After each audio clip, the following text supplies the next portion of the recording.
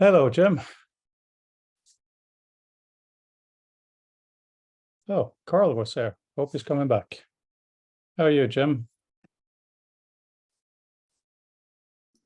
I was muted, so I couldn't talk. But thank you for responding so quickly to my email on I think Monday or Tuesday with a video, which I thought was insightful to me. It's quite funny. I'm glad you're grateful, but it was quite funny because someone else randomly found that video and complained that the videos are too bitty. It didn't really explain everything. I had to say, no, this was just to my friend Jim. This was not a regular tutorial. So I thought that was quite funny. Since nobody else is here, I should tell you that I had lunch yesterday with Bob Horn. I went into the city and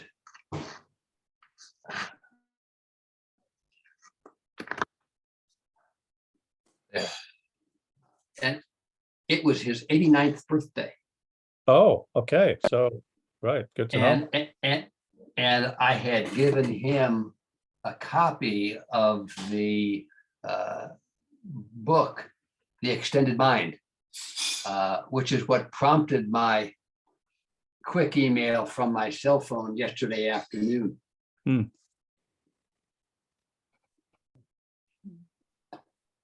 Yeah, it's a good book and good timing. Hi, Carl. Hello. Hello. Long time no see. Yeah, it has been a while. Yeah.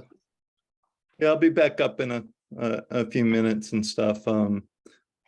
Definitely, I've had some conversations with some people who are in the accessibility area too. So I'm looking to get them to be attending on the 27th, 28th and stuff to kind of find some people to join the community. So Sounds good. okay, I'll be back in a couple minutes. Okay.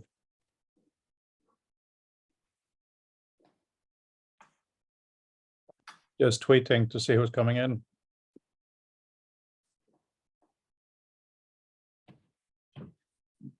You're in a different environment every week, it seems. Well, today I'm in Norway at the summer place. So I'm sitting in the shed, as we call it. Wonderful. Yeah, the weather's been good. We went out for a little boat trip, the family, today in a tiny boat. What time is it there now? 5 p.m. Yes. But I was earlier today. Delightful. I have thought of Edgar on several occasions because we have a 7-year-old granddaughter living with us, Sydney. Right.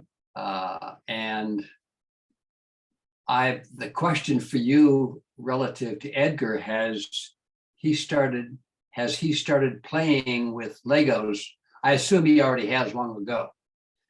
Lego, yes. Lego is something. He started first with the slightly larger blocks, and now he is in Legoland. And it's really, really wonderful to see him learning and thinking in that space. It's terrific. I mention it because I took with me into the city yesterday to show Bob one of the brochure or one of the books that Lego has produced to teach kids to how to assemble, a castle. Right. And I just wanted him to be aware of how 3D graphics is becoming a norm that kids are growing up with these days, which was not the case when he and I grew up. For us, it was erector sets. And for you, it was probably something different. It was erector sets and Lego, both, yes. Okay. Legos hadn't yet come in when we were around long, long ago. But I find the 3D drawings that kids are reading now fascinating. There's another interesting thing I learned about Lego recently. Lego is sold in boxes that are on purpose hard to close. The idea is that you have to tear them open, and once you've built whatever's on the packaging, you have to make your own thing. So that's kind of interesting nudge effect. Hi, Mark.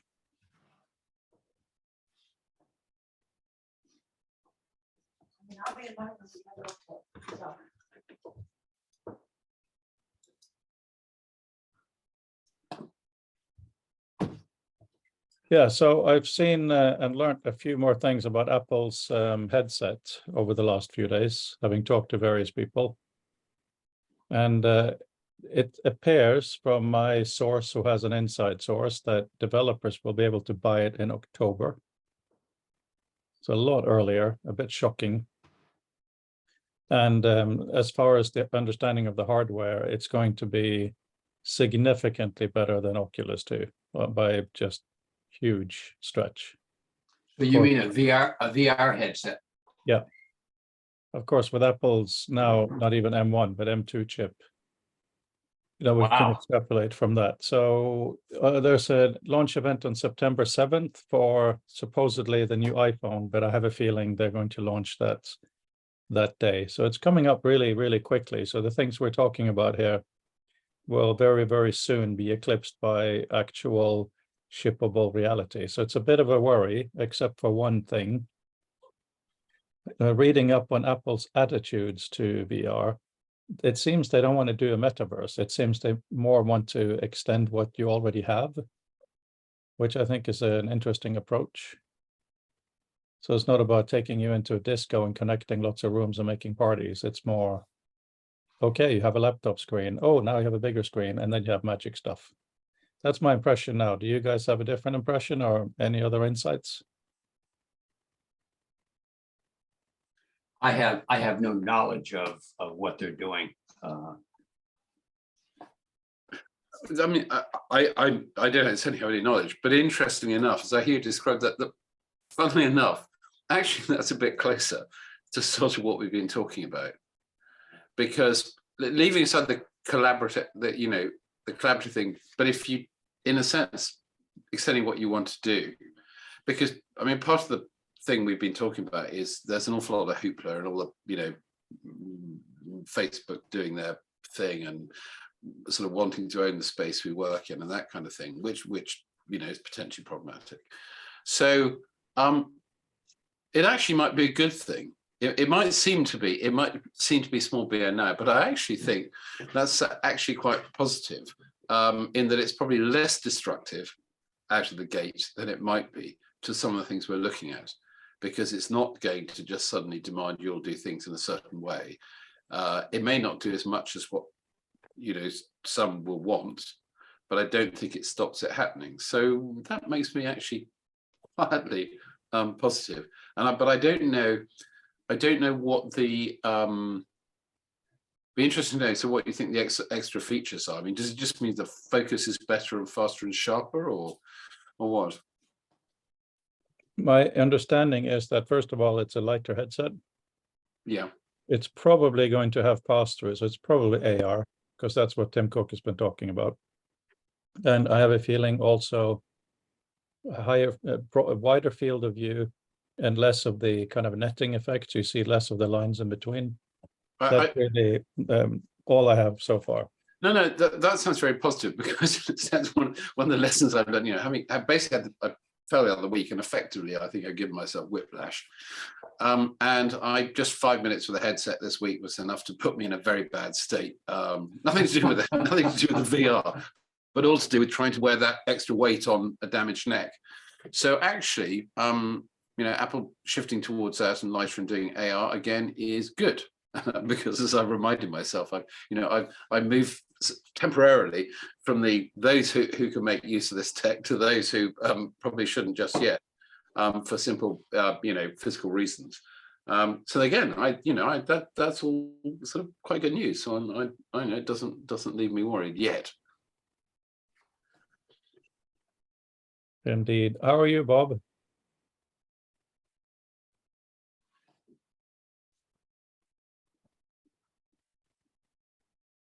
So, Bob, you're 89 plus 1 today.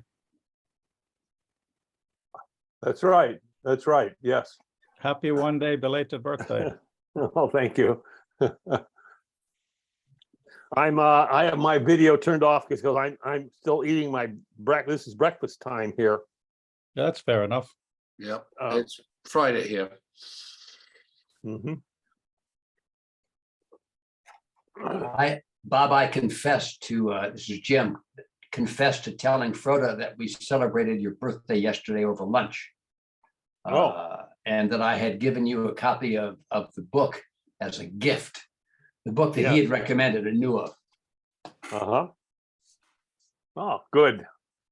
Yeah, it's funny, that book. It's getting so much press. It was Brandel who introduced it to us a few months ago. So of course we got it, and Mark and I had a race to who could get it quicker. That's the way it works. Which one was this? The extended mine, Annie. Oh, yes, yeah. And then I get an email from Vince Cerfs about the book a few months later saying, "Oh, I saw this in some impressive library. You absolutely have to get it." Like, yes, thank you. Got it. So, but also sent her an email. She was one of the quickest to respond, and she is coming to Future of Text. So that's all very good. I actually have a lot of criticisms of it. I don't want to mention them here, but the idea is it's a brilliant series of ideas in terms of the extended mind, but I find the execution of the book lacking in terms of, it makes it very difficult to extract what she's trying to say, because her approach is one of storytelling, example after example after example in chains of content. But I never find her drawing conclusions with a set of principles. So I keep looking for the principles that may not be there.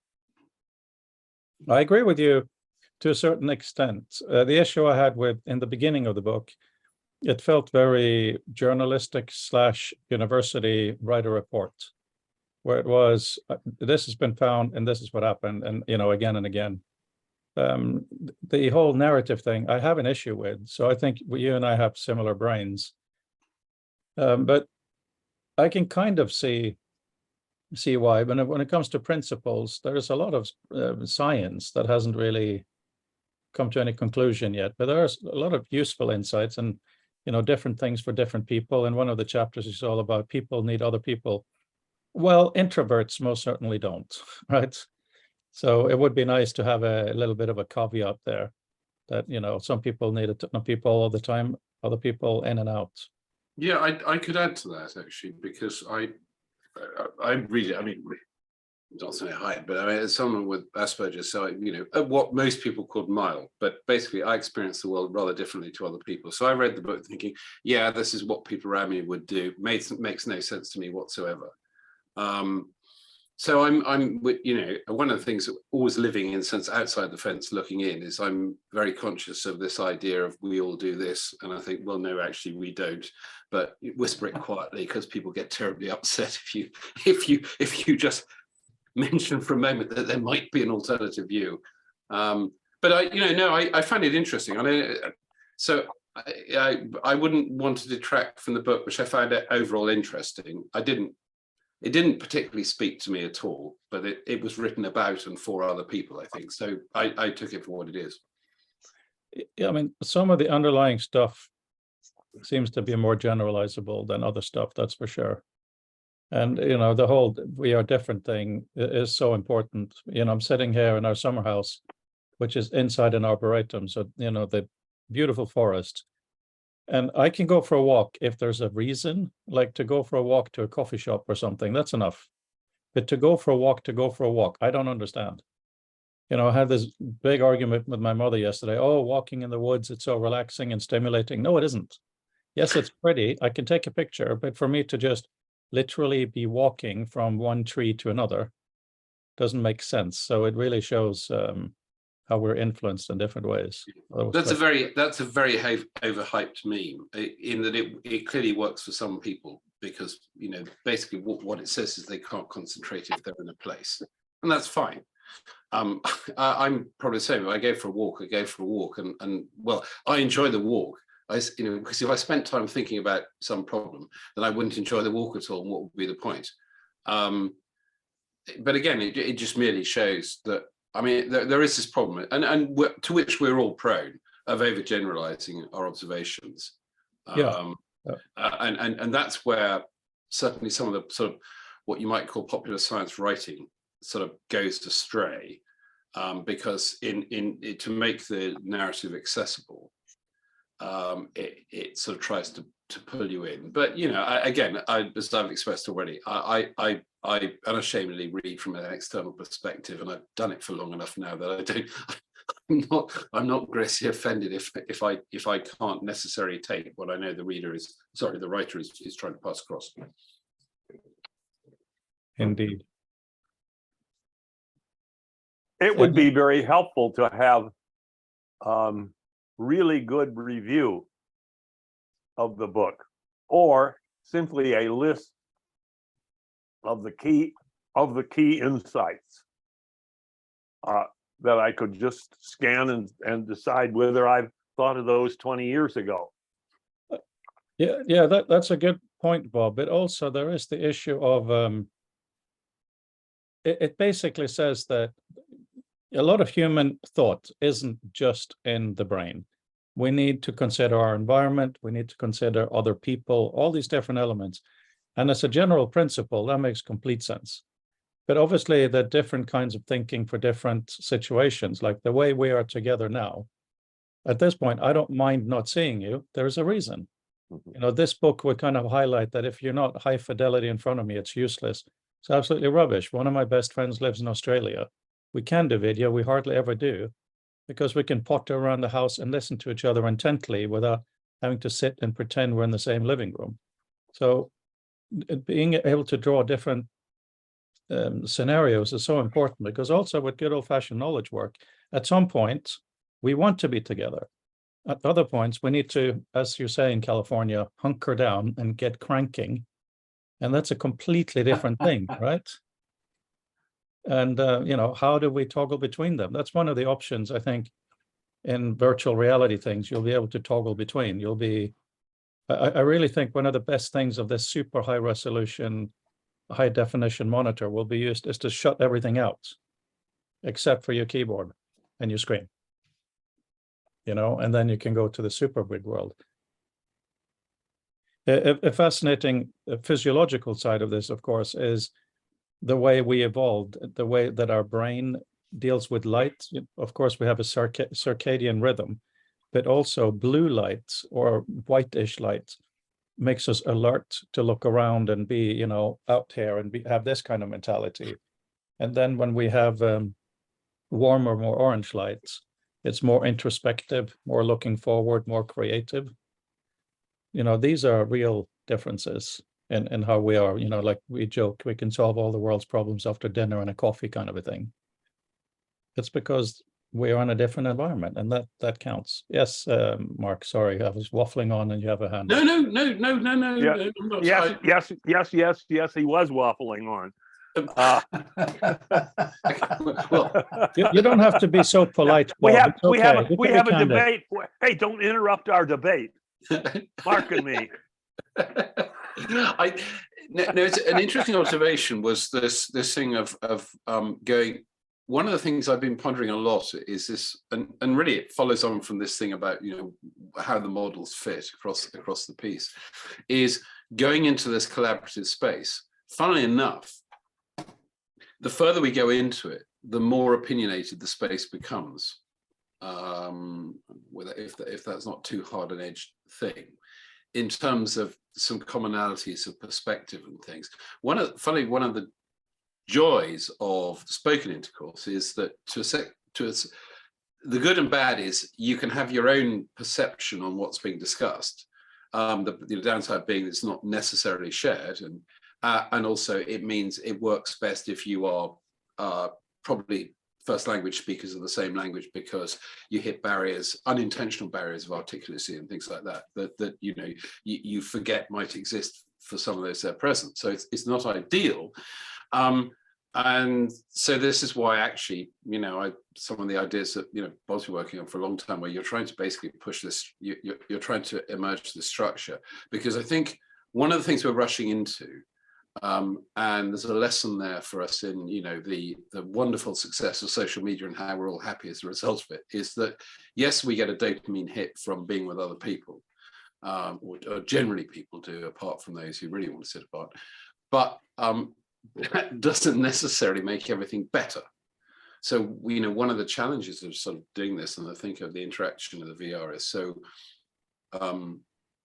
how do we dial up the better and less of, oh crap, I'm just stood in a different meeting now, which is, you know, what it can otherwise be, because and there's a very interesting thing, this idea that always passes unchallenged about people saying, the amount of my time being wasted by other people's meetings. So I'm thinking, well, that's a very egocentric view of life. So your life, you know, there are very few of us who are really that brilliant that we can really say that, you know, our time is wasted by being with others. It's whether we choose to take something from it. So there's a lesson circling in there, I think, in terms of how we use collaborative space. Just jamming us into something gives us more affordances. What I'm unconvinced of yet is whether we're going to be clever in our use of them. I just hope it doesn't become as bad as social media is now, because we'll have squandered a new domain.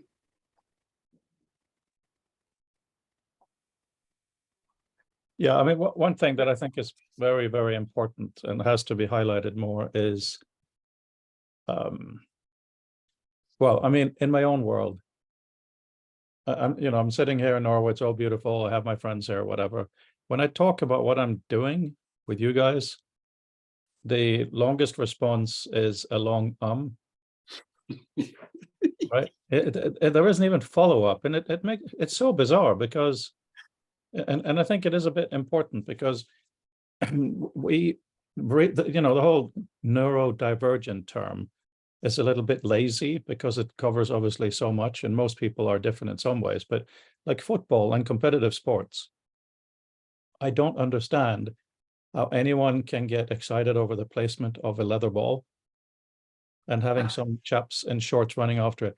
I can intellectually understand it, but I just can't get it. Right. And we have real differences here. So when it comes to talk, yes, I greatly appreciate you guys, because this is a part, we don't all have exactly the same interest, but we do get to talk and listen. Sometimes what we're listening to is greatly irrelevant. Fine. But some of it isn't. And to be able to, okay, this was a chapter in Annie's book that I really liked. She said that it's easier to argue with other people's ideas than your own. Fair enough. The way it was explained is that neurologically, you have the job of protecting your idea. You think this of the world, you will protect that. It is a part of who you are. Someone else's idea, you don't have an investment into, so you try to poke holes in it because you can't trust that. So the way she explained it, much better than I did just there, makes sense. It doesn't come down to a Facebook meme of other people are idiots or something ridiculous like that, or oh, everybody is holding on to their own thoughts too hard. No, but she has more of this. In a relationship, two people, maybe one remember where the car keys are, the other remembers where the restaurant. That kind of. Anybody remember that term? It's basically sharing of a memory space, right? And that is so really, really important. So in this forum with different people, we go all over the place, but someone will passionately say it must be thus. That's why I write these things, and that's why I'm so grateful when you guys say it's brilliant and then we stop talking. I'm just kidding. That's always fun. Hasn't happened so far. But when there is somebody saying, well, actually this bit, because it's so much easier to criticize someone else. And if you do it in a friendly way, like we do here, that's really valuable. I think there's another bit. There's a bit that maybe the author missed there, which is that one of the reasons, in a way, if you're arguing something else, is one of the things about adopting or trying to use somebody else's argument is you've got to understand it, unless it's sort of politics or something, which is a whole different game. It's just tribal. But in a sense, if you take up an idea and try to argue for it, you have to understand it.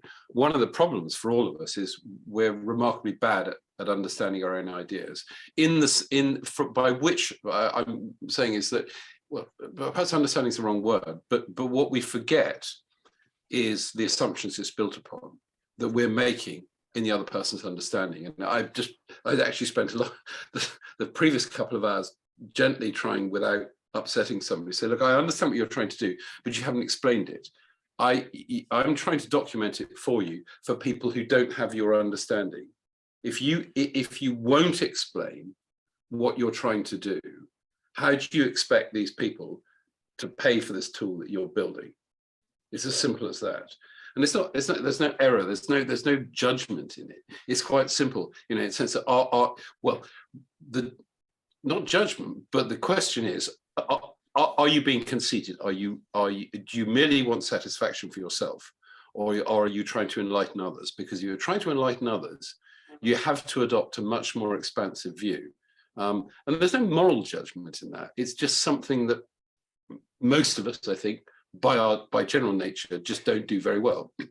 Unless and until someone comes along and prods us, politely with a stick and says, "Yeah, mate, that doesn't make sense at all. Would you kindly explain?" So this, I think, hiding in what the author's saying there is actually a much more simple truth, that to actually engage in proper argumentation over something, you have to understand it. We're probably bad at understanding the things that we have either created ourselves or sort of have held as long held nostrums without actually reinterpreting or re-inquiring of them. Mark, I agree with almost everything you said. In this book and many others, my problem is that I find it hard to find the understanding, because so many of the key ideas or conclusions have been buried in this run-on sentence, paragraph, chapter book with no subheadings and no road signs or no emphasis via bold. So I've been reading, I actually bought this book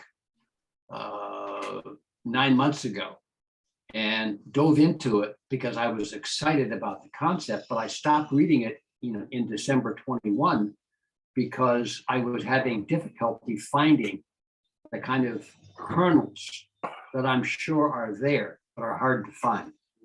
I stopped reading it on my 89th birthday. I didn't even start. I looked at the table of contents, I scanned a bunch of stuff, and I thought, this is spreading around. A nice 20-item list would probably do, or a very short article, very concise, with not a lot of the blah blah blah. That's really For me, yeah. but not for other not for other people. But is there really take-home stuff in there that I would really use? Yes. Yeah. Yes. Yeah, and I think there is, and I'd agree. What's really interesting in hearing you say that is that, of course, that actually, if someone wrote a book sort of styled, as you said, the first thing is getting it past the editors, because in a sense, and I'm going to put my hand up. I'm going to be the villain. I'm not saying the book. I'm saying no. Very happy to have them write books and sell books and write books this way. It's just I have to use my time. Yeah. In particular ways, and I look at that and I think, am I going to read this whole thing? No. Well, the thing is, unless it has the readership where someone builds Cliff's note for it, I mean, sort of in a sense, what you're obliquely suggesting, and not demanding, but sort of suggesting would be useful, is if I follow it through, is that the author should have an idea of these points. And I think I'm saying this group should have that kind of list. Okay, no, that's fair. Because we've just spent almost a half hour talking about it, and I don't have hardly any take home from it that I couldn't get from scanning the table of contents. Well, okay. So hang on, it's probably a shared responsibility between author and reader, how the work is dealt with. There's definitely some insightful stuff in there, I would say, but kind of There reigning. is a kind of, you're claiming that we should think of it that way. I I- don't think of it that way. I think of it is, what have you got for take home for me? Well, the way that I read, generally, I will underline a book a lot. I prefer to read paper books still, believe it or not. And I don't think necessarily your notes would be the same as, you know, what I would be interested in. But the little video thing that I sent to Jim, as far as, unless I remember wrongly, was one of the systems we have in Author. I think you've all seen it. You highlight in white when you're writing. That is to help you as the author see what the bits are that are important to you. Have you all frozen?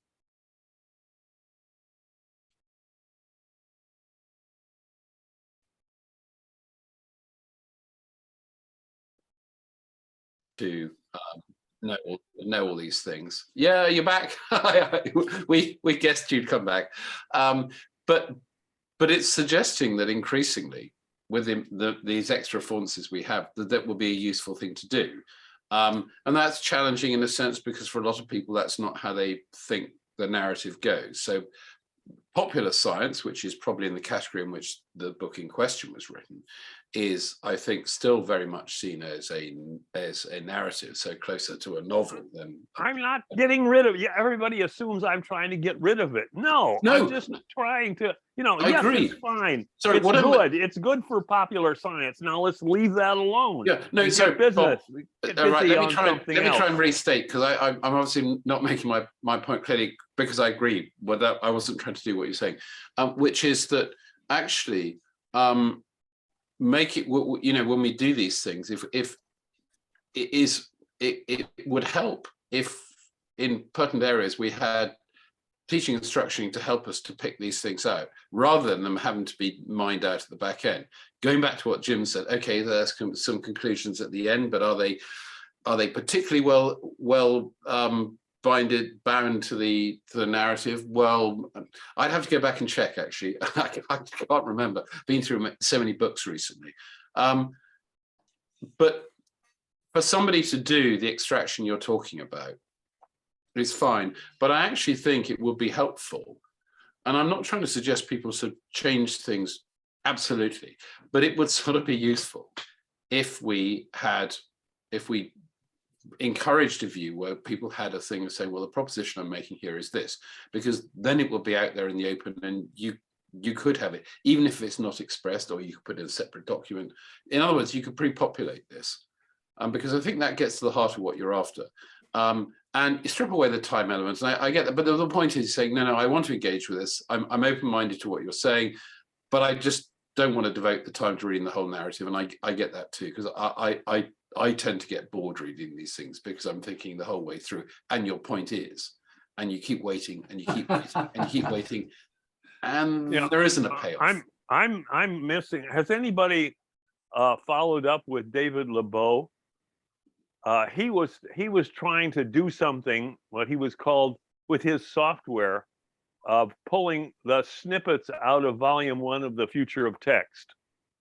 And I was kind of hoping that he'd show up in these discussions, because I was really interested. And I told him I'd like to see what the snippets were that he pulled out, because that's one way of not having to read the whole thing, which I found kind of a little boring to read after to read 10, 1 or 10, 8 or 10 of them in a row. But to be able to scan a list of the important snippets from all 50 or so articles, or 100, I forget exactly how many there were, that would be really, that would be helpful. And then be able to say, oh, I want to know more about this one and this one and this one. Yeah. So I'm going to, now that I've recalled David, I'm going to get back in touch with him rather than, and I may not show up on a Monday or Friday morning, because I'll be talking with David LeBeau.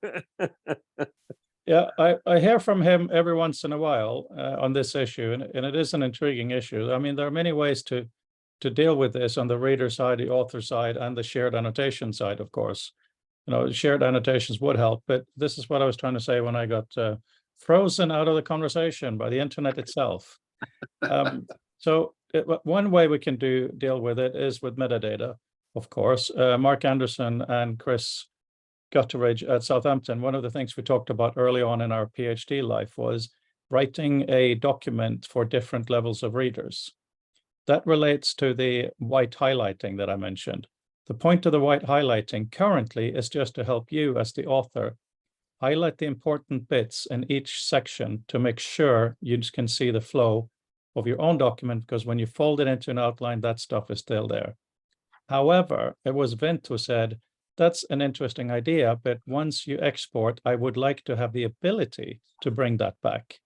So if that was simply put in visual meta, when you read a book like Annie's, you should be able to just see the bits that she felt was highlighting the actual innovations or the actual research, because I completely agree with you. Yeah.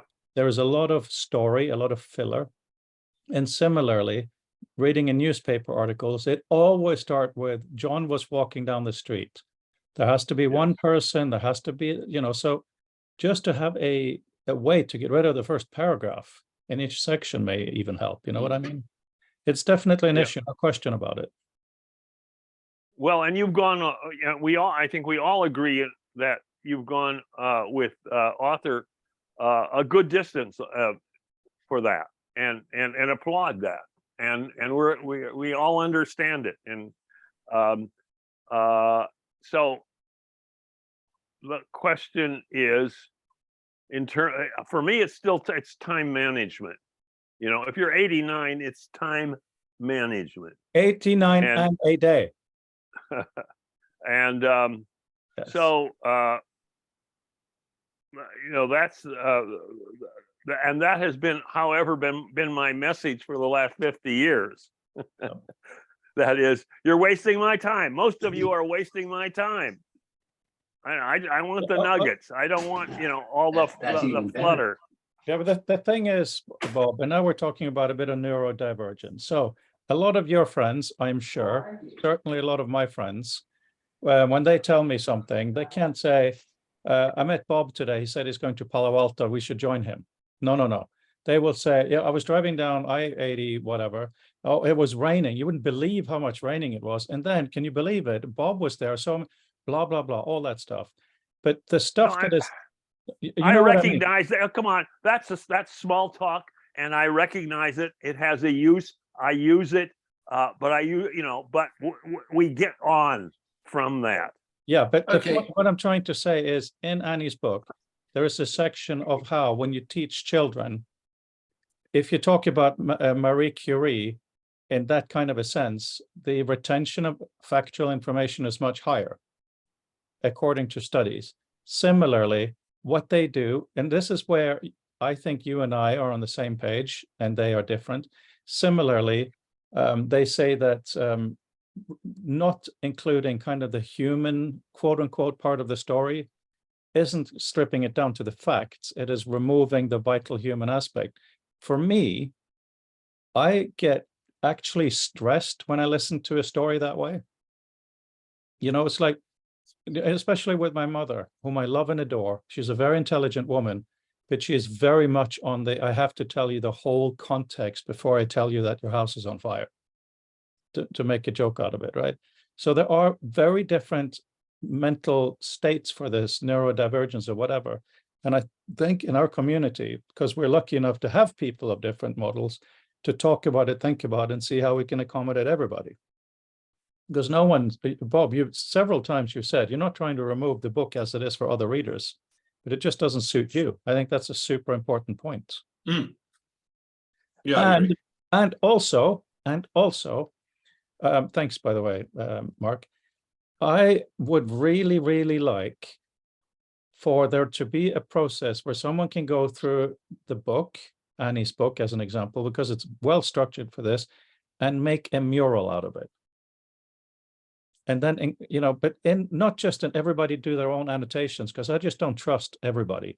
I want to be able to have a mural by Bob Horn, who's gone through certain books, maybe with assistants, whatever.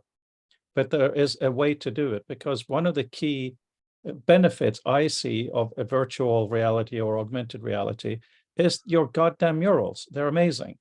And when Well, you have your stop. I have offered to do that. In fact, I did that for a whole meeting of this group a few meetings ago. I put it on a PDF. I sent it to people, and it was ignored. Not No, entirely, if I wasn't may. ignored. It was not ignored. No, I can actually move this forward. If I can do a bit, It was ignored in the sense of nobody gave me any response to it, any single addition to it, Okay, all right. or even said Yeah. we're going to spend the next 15 minutes Okay, improving it. None of those things happened. yes, they Right. did. Yes, they did. Not when I was there. Yes, Bob, it was agreed to do it and to find a time to do it, because many of our conversations are just not that very interesting. So either to have it planned on the schedule, and we'd be very happy to follow your schedule, or, and I think this would be the best one, and this bit I've not said before, so this is new. After our symposium this year, maybe we go through that and spend time making a mural based on that. That would be very useful. And I would like to put that in the book proper. I would like to put it in working with Mark, if he doesn't mind, to make it an image map, so that when there are linkable stuff or actionable stuff, we can do that. So yes. There's the point I'll get to, because But as chairman of this meeting, as the convener, as the facilitator, you have the power and also the responsibility to make that happen. Yeah, absolutely. By saying today we're going to do that, now, and we're going to set up the time now, and Okay. we're going to get the people together that we want now, and then we have a list of those things. That So- didn't happen. That Okay, rarely so this- happens here. So this is in what's the- well, Bob, this kind of is a coffee shop, started off being called open office hours, very little structure and purpose. However, what I think would be a great idea is if we agree right now on two things. One, a time after the future of text to go through the material and to do it on that material. And then also to announce to the whole community that a week or two before the symposium, that we go through with you in a session to map out how we see the future of text now. And that's all we do for the session. That will be fantastic. And I'm very grateful for you to do that. You're imposing, you're suggesting it. There are only 5 of us here, and I don't even know who one of them is. And you're suggesting that maybe 6. that will 6 now. So there isn't a larger group that might be part of it, okay. or even key members of a group that might be part of it. Well, let me fill part of the whole, because Hang on, Mark, let me just finish this particular thing. Brandel, I'm glad you're here at exactly this time. So what I'm proposing, based on Bob's supreme willingness, by the way, he's a mature gentleman. He had a birthday yesterday. It's 89 plus 1 day today. So we must celebrate that. So what we're thinking about is two things. This is my proposal based on Bob's work. Number one, we set a date now for maybe 2 weeks after the Future of Text Symposium to have a session only on going through the material from the Future of Text this year into a mural. Makes sense, right? Yes. How much do you think? How much time do you think it takes to make a mural? I don't know. You tell me. Right. Lots. All right. I sent you a document from one of these sessions, right? It had 10 or 12 or 15 chunks of information on it. It took me about 2.5 hours to put those into, to extract those from my notes and to craft them and put them into chunks. They were only a scant beginning. And it took me 3 hours to do that. Now, Yeah. now you have. So, what is it that would help at the beginning? at the beginning would help to have lists of the key chunks of information, Well, not by having us all in a group, but somebody working through that. Somebody Something has I- to work through those and craft those. Bob, something I've tried to do, and actually the mural's been really interesting because using your really big one of the 2010 to 2050 one, which I think I got 822 discrete bits of metadata out without even getting into the graphics, which Yep. took me actually, best part of an afternoon with Text Sniper because it's a JPEG, but that's another here, not there. But Took me a year. well, no, and I was going to say, I feel your pain when he said, "How long do you think it takes?" I know, and I know the distillation is difficult. So one of the reasons I haven't immediately come back is that we've talked about image maps, but image maps aren't the problem. I mean, image maps exist and we know what they are. The problem is, how do we make usable image maps for VR? Then it gets much more complicated because the image map that exists as we have it in the internet, and as is still in HTML5 and came from the 1990s, of just making places you can click on a bitmap, haven't gone anywhere. They still work and they're fine, but that's not really the problem. We're really talking about something more like a PDF or something that's going to be vector artwork. And what we need is call it an image map, but really an overlay layer, which is the intermap between the metadata that is reflected in the image, in the picture, but is stored elsewhere in a digitally usable form. And the interaction. So, I mean, if I screen share for a moment, I can better explain it. Okay. Give me a second. Okay, so this is Bob's mural. So this is, and it's good scrooched down like this because you just see just how. Can you see my screen all right? Yes. Yeah. Okay, so it's really scrunched down. So, and I realized when I started looking at the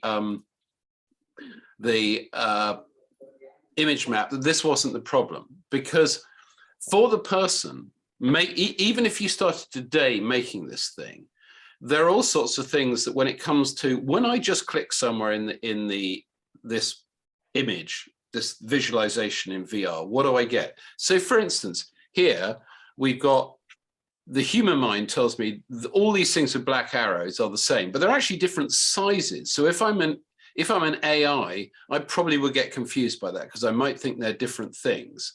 And here we've got, so, some are scrunched vertically, and I understand why. And the human mind says, okay, yeah, this is just working inside the parameters of visual design. It's got to fit into this space. But it just shows one of the problems. So next is, okay, so in the big image, we have these, above each of these long lines, we have these labels, for obvious reasons, tell what they are. But when I click on this orange bit, I presumably need to know that I'm actually interacting with something that comes under this heading. So again, that's something an image map of itself doesn't do for us. We've got blue borders here, which probably visually suggest to me they're somewhat similar, but are they? In fact, I think they're slightly different. Again, and I'm not making judgments. I'm literally just going through, surfacing the actual problems from a metadata perspective and data extraction perspective. Because one of the things also is that if it takes, as long as it does to make a mural, just to make the mural, that's without doing all the extra thinking that's done with this. Because some of this, to reconcile, might work against the choices of someone as a graphics creative might do. So again, we've got things that break out of their boxes. Now this ship is clearly associated with that box. But again, if I think like a computer, well, so if I click that ship, does it tell me it's associated with a label underneath? I don't know. And I don't pretend, and I'm deliberately not trying to pretend to know the answer. Here we've got a graph. Well, what if I'm extracting text? When I went through and I pulled out these 822 text strings, for instance, I got that caption because I see that's a caption. But how far down do you go? Do you know it's a graph? Yeah, yes, exactly. And if it's a graph, perhaps from a metadata perspective, I might want to not only have the digital text that's in the graph, I might actually want the data table that's underlying it. And these are things that we all invariably tend to sort of lowball and say, well, it's an implementation problem. Someone else will sort it out. And we are, in this context, the somebody else, which is why I think it's worth raising. So for instance, I've got two red boxes with a yellow background here, and I'm assuming the red bit isn't used here because there wasn't enough space. I don't know. Again, and I don't say as judgment. I'm one of the things I'm sensitive to here is that a technologist at this point would say, I don't care, you know, it's got to fit in this template. If your design you know, can't fit in this hard edge template, then it's bad design. And I think no, the whole point of the murals is to speak to people. There are all sorts of elements in here that are useful to understanding it, but some of them are probably only needed for a human visual sense. So if I'm just capturing all the information, if I captured every bit of text on here, this would not help. I've got a couple more, Fred, and then I'll shut up. So when I say inconsistent here, that's not a pejorative. What I mean is you're seeing all these arrows in the big in the big picture. If I'm trying to sort of juxtapose them. Here's the big picture. So we go across here in lines. And that's a decade. This decade is longer than that one. Human eye, again, captures this. But if I'm being very hard-edged and saying, well, why is this box bigger than this one? I know that as a human because it tells me at the top with a set of redundant titles repeated halfway down because it helps with the scanning of the eye. So again, I'm just playing up the difference between the human understanding and the mechanical understanding. So we get to the end, and actually 2015 becomes one layer repeated twice vertically, and that's fine because, you know, it's fitting in. And again, I intuitively understand that as a human because I understand what the designer is trying to do. I'm not so sure a mechanical process would extract this so well. Redundant titles, again, I won't waste time there because we're in there. At what point is that $ sign semantically important or not? If I just scan if I play this silly game of saying it's a somebody else job, and I say, oh, well, I'll give it some AI thing and it'll just give me back all the text. Well, is that $ sign actually semantically important, or is it just telling me that this simulates a dollar bill? So again, someone in the process, not necessarily the person who's doing the graphic layout, it could be, but not necessarily, has got to actually make that mapping decision. So here's a table. By the way, I did all the text extract with something called Text Sniper, which is better than live text, but it couldn't cope with tables, unsurprisingly, because it's really looking for linear text. The two things it couldn't do, by the way, were it couldn't do tables and graphs, and it couldn't do text with ragged edges wrapped around a graphic. That's just a limitation of the text. So the thing here is, sorry, it's probably hard to see, but there's a vertical bit here that this band that between these vertical bands just say the decade that follows, or the decade that follows. Again, that's probably redundant information for a metadata understanding, but it's extremely useful to help the human reading this. But again, someone has got to decide sensibly what is actually redundant from a metadata perspective. So again, we have these big arrows that run across. They help draw the eyes, so they have a definite design purpose. Whether the object that is this arrow is a detected thing in the sort of metadata and everything, I don't know. But again, it's not something we can just lowball and say it's an implementation problem. These are actually the things that need to be understood, because this is when I balk slightly the idea of people saying it's just an image map, because no, it isn't. Because whether the information is embedded in the SVG that is the image map, or whether it's pushed out into another document, is neither here nor there. That's just us again saying it's somebody else's problem, not mine. Yeah. So this is an interesting one. This is sort of a table to my mind. Makes perfect sense to read, perfect sense to the eye, but how would I capture that as metadata? This one, if I was trying to code up this yellow looks the same to me. Are these things the same metadata strand as that? I suspect they aren't, but again, and again, I'm not guessing. I'm just again trying to give some provocations. Okay, so that's just a few of the things that I took out of that. And that's what I started thinking about when I realized that I can make an image. I can make an image map. That really isn't the issue. The challenge for us in moving, say, one of your murals, Bob, into VR is to answer all those questions. I've extracted the text, but I have no way to know how to go about beginning that. And all I did those 822 items I might add are just the text. It's not the arrows. It's not the and you know, when I think of your Narex ones, you also had some visible yellow links and things, and you know, all metadata that would need to be captured.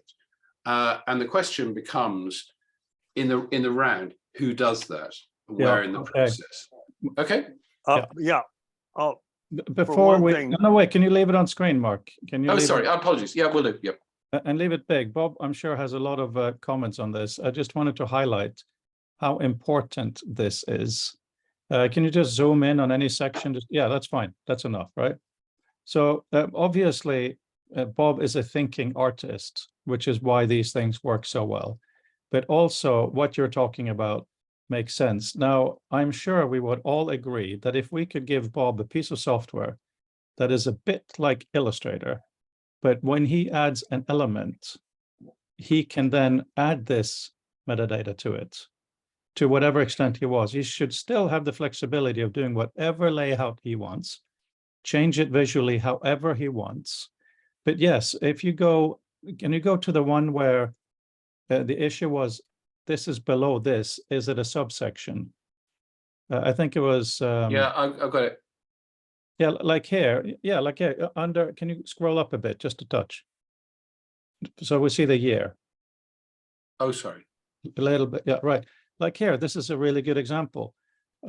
What you said makes sense. Every widespread implementation of solutions, that box and everything else in there should be tagged 2030s, right? Ideally. So I think it would be, I'm really glad you highlighted these issues.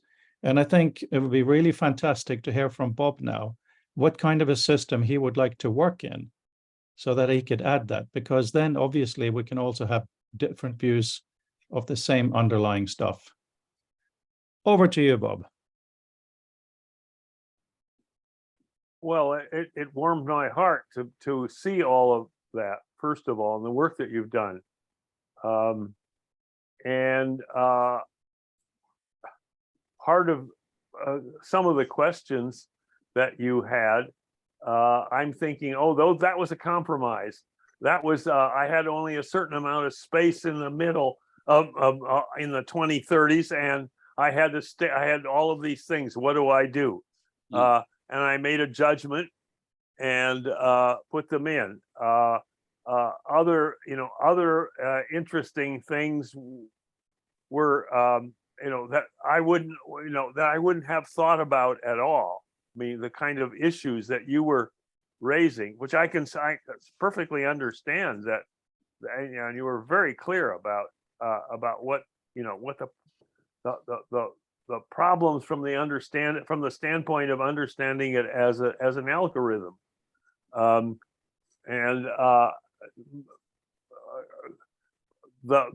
there was there is the overall on paper, on even on a 12 or 14 foot long piece of paper, there are constraints, and then as someone who's judging what goes on and what doesn't go on and what size and so forth,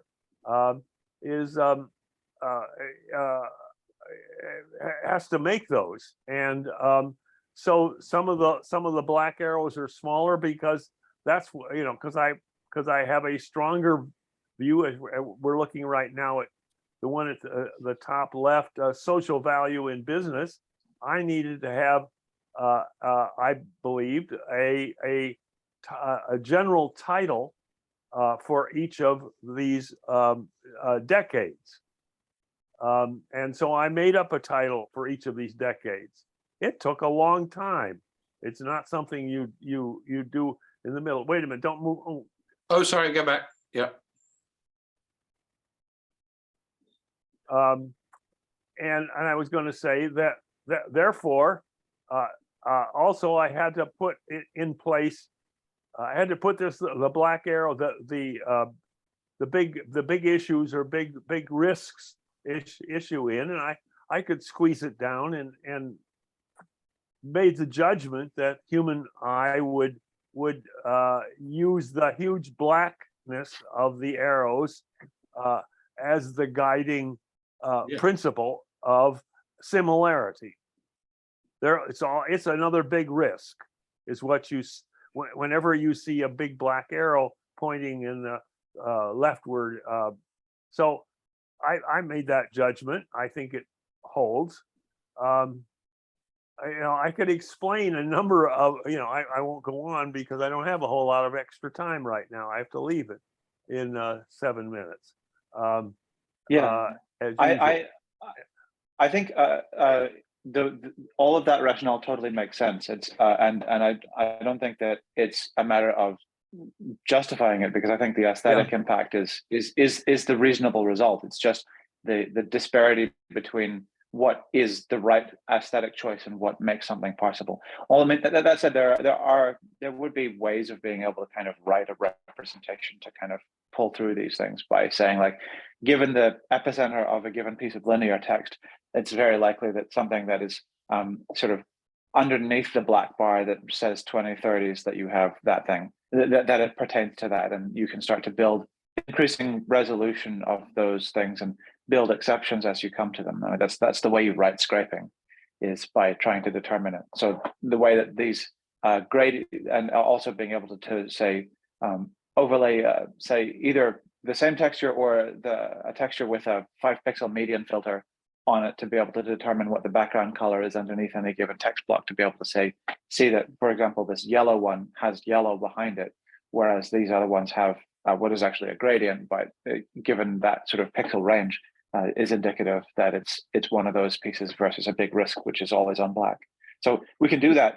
The other thing that we could do is take a look at, and I would love to see the, we got the PDF for one of these, haven't we? But an actual AI file would be interesting to look at in terms of whether it would be possible to embed that by changing the hierarchy and grouping of these things, such that it's because there's no particular requirement to do that when it's in the context of being set to print, but the semantic sort of structure of a document itself can become meaningful if you have the PDF with the hierarchy of elements in it, and that can be preserved through to SVG as well.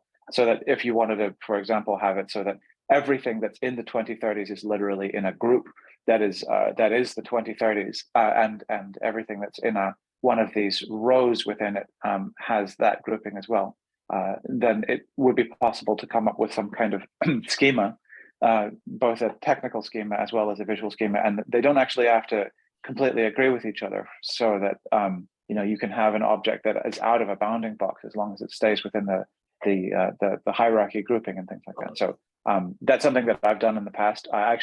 So Frodo was asking, what kind of tool would you like? I actually wrote a tool for Adobe InDesign many years ago, where you took a document that was then a newspaper or a book, and you dragged semantic relationships between titles and copy and linked things and images, and showed sort of semantically where they should turn up in a document, so that we could make websites out of those immediately. And it was a pretty interesting project. If it's not possible to do that in vanilla Illustrator, it should be possible to build sort of a plugin to be able to kind of assist in sort of reestablishing and rehydrating those semantic relationships. Well, I always imagined that there would be semantic structures underneath all of this. I mean, I carry them in, I kind of establish them in my head, because there are a lot of them. There would be probably several layers of them in something as big and complex as this thing. Yeah. So anyway, Bob, just going back to your earlier point. So we haven't exactly forgotten. Some of us anyway are thinking about this the whole damn time, rather more than I want. But it's a really interesting challenge, to my mind. Yeah. Yeah, I'm interested in one of the things that I'm really intrigued by is, given that the JPEGs are flat images where it is possible to sort of extract and pull these things out, but you know it's probably the most usable thing to do with it is to do things like folding. But once we actually have the information, then it's not that we destroy the alignment and arrangement of it, but that we have more cues for being able to kind of relate and render things dimensionally or be able to search and things like that. So I'm really excited by that. Show me all the things of this type. Just show right, me. yeah. Search and filter. So Yeah, that sort of thing is really exciting. I just have to say something on this. I think this is really important work. What Bob and Mark are doing, and the insights that Brendel has on this. I also think that it would be very useful for us to design software to solve this, not necessarily build it, but I think the process of trying to support this process would be really, really useful, because it seems that, we had simple image map tools for a while, and we have all kinds of different design tools, but we don't really seem to have semantically involved and connected tools that are for other people than your own brain. All these second brain things are for making a mess that is not useful for someone else. But going into this and maybe having not just doing the 2 sessions, Bob, that I hope we will do, depends on what you want to do, but also soon we have a session where we try to design it with you. We take maybe one of these, you choose which one, and we say, okay, in order for you to semantically make this, so that my personal dream, of course, I can stick it in a document that has visual meta, someone can open it in a virtual space, and it is completely intelligible, it is completely connected, it's completely reconfigurable, completely useful. That would be powerful. Do you have my book, Visual Language? Yes. Yeah. There's a semantics in there. Okay. Have you read it? Not recently, and now I'm in Norway, sitting by the sea, so I wouldn't be able to look it up. How about you, Mark and Brendel and Jim? I have it. I mean, I sort of perused it, reading through it. I haven't engaged with it particularly in a high-edge way. I can go back and have a look at it. No, and the whole point was to get hold of it, so I have it to hand. I just rushed through the stuff earlier because I just wanted to restore your faith that there was some thinking going on, and what I've shown you actually is a result of probably 2 weeks, if not more, and a lot of stuff that I didn't show, trying to deconstruct things. Because the other bit that's easily overlooked is there's a difference between what we build today or tomorrow that's digitally native, that's built informed by saying, well, actually, I want this to be interactable with, as opposed to taking a legacy document, in which case something like a JPEG is, literally the worst possible case, which is why I love that particular JPEG. Because part of it is not whether you have an AI of it, but this is if somebody came and said, well, this is what we've got. What can we do with this? It's a really nice challenge. So the metadata thing works to me in 2 different ways. One is, well, what could you infer from the picture, which is a sort of quite modern AI type thing. The other more interesting one to me is that if I had a tool today that allowed me to put these semantics in, what's the interplay between the design skills of the human graphic designer to being bent out of shape by a thing that says, well, you've got to have this information has got to be here somewhere in the document, and you can't put this layer here because it's got to be over there. Because I don't think that's how, I'm not a graphic designer, but the people I've worked with who didn't appear to think like that, because they just don't need that extra crap in their mind when they're trying to make something that's clear and readable. So there's another genuine challenge there. Quite apart from having a tool that can even capture this, is a tool that can capture this without either breaking the metadata. So case in point, I look for a use case of this, but there are 1 or 2 boxes where, and I said it's not as a judgment, clearly the text overran the box and was being cropped. Why? Because there wasn't enough space. Again, blindingly obvious to me as to why, because I'm a bit of a sort of pattern nerd, I tend to spot these things. But I understood why, and it didn't bother me. But if you had something that, say, was taking the text simply out of the text box in the source vector image, well, you'd be stuffed, because what it would do is it might elide an extra paragraph of stuff that you really wanted to there when you're interacting with something else. So these are really actually quite non-trivial things, and actually quite exciting to me, because they speak to making more of what we have. But there are definitely two hands to it. One is what we do with legacy documents, and slightly different. Probably the hardest are the bitmaps, whereas if we have a PDF, we might be able to, or an AI document, vector document, do more. And the other is the truly digitally native things, because I'm not yet sure that even Adobe Illustrator really can crack this sort of problem. You can build things to put into it, but it's not the way the thing is designed. It's not the way that people who use it at the moment are trained, and it's not designed with this sort of purpose in mind, which begs the question, well, should we be building a different tool? Is, for instance, the Illustrator model, to say, I think what they call it a provocation, is Illustrator done? Do we now need a vector design tool that's designed for the post-print age? Oh, I do. yes. And Of I'm course, certainly we not do. able to comment. Let me just say that there are several major semantic structures in this particular mural, the World Business Council 2050s. There is the time groupings, the decades. There is way over to the right, a list of 70 measures of success that are divided by the 10 topics, like buildings and materials and so forth. And then the major, for most of the text elements over to the left, they are information chunks, which is not necessarily a huge semantic element, but each one of them is a chunk rather than a scroll, a long scroll bunch of thinking. It is a chunk, and which has limits, and the chunks are of one kind. Anybody know what kind it is? No. What kind they are requirements. Requirements that has to happen in that decade. That's the semantic, that's the definition of the semantic element.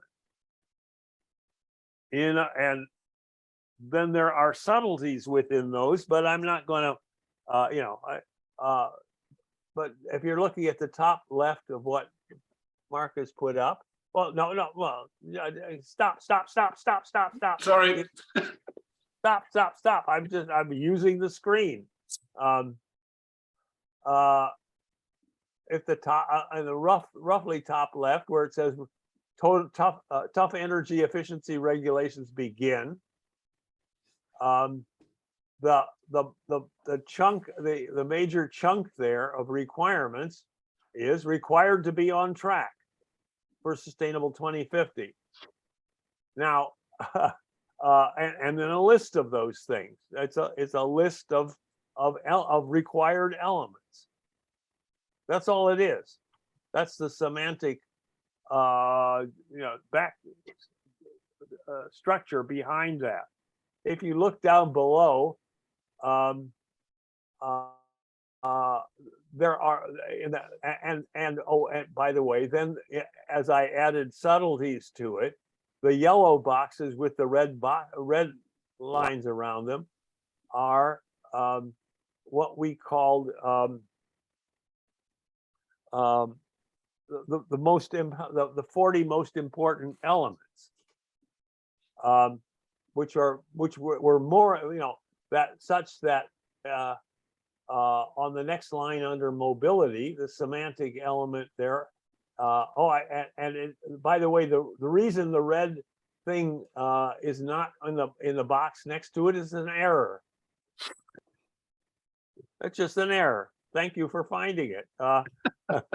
Although it's uncorrectable at this point. But you'll notice that the next one is the Panama Canal extension, which is something that's important, but not important enough to be, required to be on track. It's important that it happens in that decade, but it's not absolutely required. And that was a distinction that we made, and I had to get 10 different teams of people to agree that those were the important requirements. That's what happens in this sort of thing. That's why it takes so long, among other reasons, because they all have their ideas about what's really important and why don't you have this one and why is this one there and so forth. So underneath there is that, so I'm just to recapitulate, there are some major structural things, semantic things, structures under that are implied by what you can see here. And then the data elements, like approximately 40% of emissions are building related, and a little graph that says the same thing. Were another semantic structure, which was, again, a judgment call, assuming that there is so much, this is so comprehensive in its covering everything from forestry to manufacturing to energy. There are very few people who have any comprehensive knowledge of those kind of fields. So you'd want to give them a sort of sense of how important in relationship comparatively to other things. Now, those comparatively things, again, are a judgment call, but one can make semantic connections to them, which I did, as you can see, in the one under energy and the one under materials. They're the same. They're exactly the same kind of visual element, so that the human eye connects them. I don't think that the algorithmic eye would necessarily connect them unless you had some sort of element connecting them that I wouldn't know how to do, but Brandel would probably. Well, that seems to be the important thing. So for instance, the 40% of buildings graph, the sort of semantic structure doesn't need that, because if it knows it's 40% of all emissions in broadly its metadata, it can do even funkier stuff with that. So in other words, it doesn't have to do the graph, it doesn't have to recreate the graph that's there. It can take that and do more with it. And this is the really interesting part of teasing all this apart. Yeah. And it was always a judgment call in terms of how much space do I have? Yeah. Worth going through this, of course, but just want to interrupt. I just got an email from Oculus developers that the Oculus Brooms API is deprecating, January 2033. We won't be able to use it. Just throwing into the room here the reminder that things break, things stop being. So everything you're saying now, particularly the last bit you said, Bob, about this was a judgment call, or this I was fairly certain about, that would, of course, be fantastic metadata to add to some of these items. Confidence level. So if we can work together to not just go through your previous wonderful work, but just go through and maybe using our own dialogue, maybe using an old one, but to design a system where maybe we'll do a screen share, maybe it's your screen, where we see you in Illustrator and you mark up something and we all say, well, how about this? How about that? It could even turn out that if we get a basic spec, it could be turned into a Figma extension, because it seems Figma is what people are using now instead of Illustrator for shared knowledge work, or something else. I just think I'm so grateful for this discussion because this is very, very real, and it has very, very deep foundational roots. The other bit I like about this is, and I just want to reiterate my comments about missing things. Absolutely not. You know, I'm the son of an artist. I am not drawing a judgment on the constraints and the challenges of graphical design. You know, limited space and stuff. To me, the fascination is that in this context is that what the eye will fill in the blanks. The eye doesn't worry about on the second line there isn't a red title inside the red edge box. We get that. We sort of figure, well, for whatever reason there isn't one there, but it's got a red line around the outside, so broadly it's the same thing. I'm less confident that at sort of technical processes being that fleet of foot, because that's not the things we're building at the moment. We're building pattern matches. And so things that break the pattern don't match. And again, I'm being a bit glib there, and I'm not trying to be unkind of the vast amount of work that goes into it, but that's the sort of challenge. So the elisions and the sort of bending that a creative, a human creative doing today's graphic design has to do, don't fit well necessarily with the hard-edged view of someone who just writes, you know, data triples all day. So so there's a fascinating mapping to be done here. Oh, absolutely. So on that note, I think it'd be worthwhile to talk about the imminent release of Apple's headsets. There's a specific angle that even you, Bob, I think would find interesting. And that is, Brandel, this, not just since we're recording, none of this has come from you. This has come from other sources. So whether it's correct or not, we don't know. But I just want to make it clear that if something is leaked in what I'm about to say, most certainly isn't you or Bruce Horn for that matter. Anyway, apparently the headset will be available for developers in October, which is a hell of a lot faster than I've heard before. And this is from someone I really believe has access. And also, it'll be less than half the weight of the Oculus. The quality of the visuals will be amazing. Of course, we know that.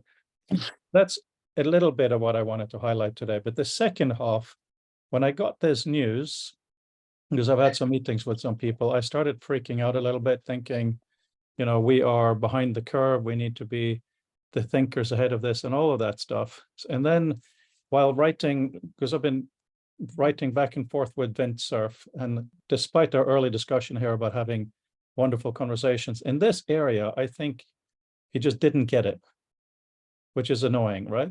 So I looked up and I just wanted to find out, what does Apple call VR internally? And then I was reminded Apple doesn't use the term metaverse, and they're not interested in building a metaverse.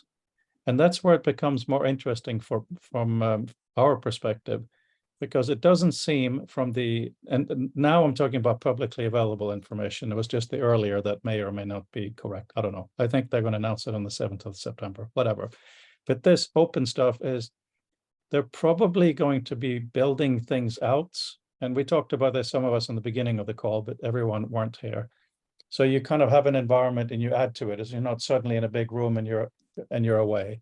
So when it comes to this type of work here, Bob, it is such a fantastic example of the need for robust metadata. So I really just wanted to say, with these things happening now, it would be really, really good to have some recorded discussions, including what we have here. I'm going to have a time link to when we started talking about this today, because it's fantastic. But I'm wondering, what is the appetite and interest in the rest of the group? We're talking more specifically about the process of someone being able to put knowledge things on the screen with metadata and in order they find useful, so that in a traditional and virtual environment, it can be interrogated. Because just imagine the thing you said before I started this big speech, Bob. You know, you're looking at this massive thing and someone says, I don't want to see anything where they're not over 80% certain. Because maybe a lot of it is fuzzy. Maybe a lot of it isn't. You know, that kind of stuff would be tremendous. And you have more experience of this than anybody. You know, and Mark has been digging into the issues. So let me repeat the question, because I talked. Shall we try to fix this?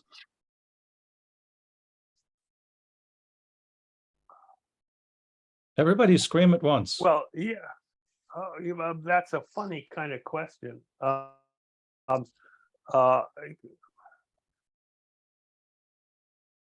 the question that we were considering before was, do we want to go through the process of making some kind of a joint mural? And it was interrupted by a change of topics, which is interrupted by another change of topics, which so I'm trying to get back to that. and what I was saying at the time, and I'll say it again, is that the first step is to create the chunks. That's what I had these 10 committees of the senior strategists from companies like Volkswagen and Toyota and others working on together to say, yes, in this decade, we have to have these requirements. Now, is this group prepared to sit down and not be interrupted or topic changed in the middle? Bob, we To already work on creating the chunks that would be would come out of the conference or in some other way. You have to do some framing of this. It can't be just any old chunks. It has to be chunks that have some purpose and goal. So as I said, the chunks in this mural predominantly are goals and requirements. That may not be what we want to do, but these kinds of discussions have to be had in order for us to do something sensible. Yeah. And it cannot be, and it needs to be facilitated in a way that everybody, or almost everybody, stays on topic and is contributing to that particular goal of what we're trying to do in that particular session. Yeah, but Bob, we're talking about two different things, of course, and I have said that as you called me, the facilitator or convener of this group, yes, I'm very happy to set aside at least 2 sessions at a time of your choosing where we do that. I also think it will be very important and valuable to help you design the means through which to do it, because doing it is, in using yesterday's tools, because we're talking When about you say design the means, I have no idea what you mean. design a new piece of software like Illustrator, where you can do the layout, but you can also attach the semantic meaning. Do you mean conceptual? I think you mean conceptual design. In 2 sessions? In 2 sessions? You're crazy. I'm not talking about, I was talking about Design the software, design the, extract the chunks, figure out what the semantics of that, I'm talking about, what kind of capacity do you think this group has? I'm talking about Any group has. I'm talking about 2 different things. Yeah. I'm talking about having sessions before and after the symposium to do what you already do. And I haven't put a time on it when it comes to the other thing. The other thing is spending some time to try to build a piece of software. I'm not saying we can necessarily actually have it programmed. We don't know about that. Maybe, maybe not. But when you draw a red box around something, you have an option to semantically specify what that red box means and add other semantics behind it. You can also say this fits under the category so-and-so. So the stuff that Mark was trying to extract by thinking and looking would be embedded. I think that could be a useful process for us, because the result of that could be a static mural. It could also be a highly interactive mural in lots of different environments.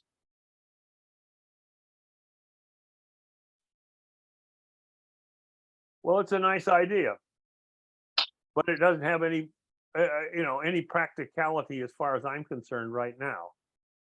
Well, there's two kinds. Because as far as I know, it has, it has time and energy and other kinds of constraints, attached to it, and resources, and that's a big ask. It's a big And so, I'm saying, fine, that's a great idea. It's a great idea. It's an idea. That's it. If I may, I mean, the thing and although I was showing physical examples, and I deliberately used the really big mural because I thought it gave the sort of the worst the worst intermeshing between some of the problems. But actually, my approach is more conceptual, because there are a number of differences. There is legacy material, there's today's material, and I think in terms of, I wouldn't want to go so far as designing software. What I would prefer to do is to design is to elucidate the problem, which gives you part of the workplace towards actually having standards, RFCs and all that kind of thing, saying, well, if you want to play in this field, you're going to have to meet the following requirements. And in that sense, we may be thinking ahead, because I was really interesting to hear Brandel say in a previous talk that, I probably know a couple of people who might know how to do this. And I thought that has the ring of truth to it, because this crosses a lot of disciplines. The idea that the average graphic designer who's building standard stuff today is going to be someone who thinks a lot about metadata and weird stuff like that, or the idea that the average metadata person could be left alone unsupervised with a graphic designer, just fills me with horror. These are very different worlds. So building these two things together, I see less in terms of rushing to build software, which is putting too hard an edge on. I think the thing to look at is, what are the problems? What are the, in a sense, the feedback problems within it? If someone gives me a better thing of metadata, said put that in a picture, and I can't put it in the picture, what bends? Does the metadata with a picture record the metadata, or if I have to add say an extra element because it becomes apparent during the design they do so, does that element get added back into the metadata?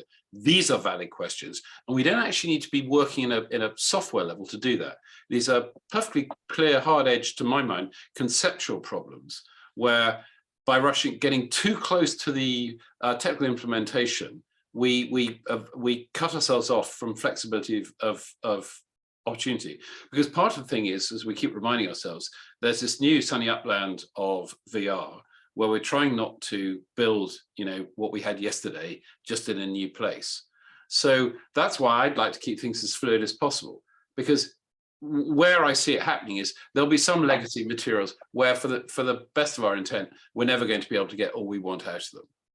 There will be things built in the future which will have all these affordances. Yep.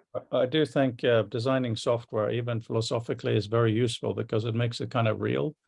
Well, that's what I'm saying. But all right. So I think the danger is using the word software is it implies it being much closer towards the real implementation than. I think hang on, Mark. I do actually believe that is useful, but I do not think there's something wrong with your approach at all. I think they can be very easily handled, not even in parallel, but together. I think that if we pretend for a period of time to be just for fun, a software company, we've got to make this thing. So we go through maybe even the screen we're looking at right now. How do we make that encodable? And then we stop. And then we say, okay, something was a bit fuzzy. And then Mark, as a chairman, let's say, would take over and say, the systemic or the bigger issues, and we have that side of it. But these two sides can inform each other, right? But we're already being a bit literal. So I happen to be looking at a JPEG for which there probably is an AI file somewhere.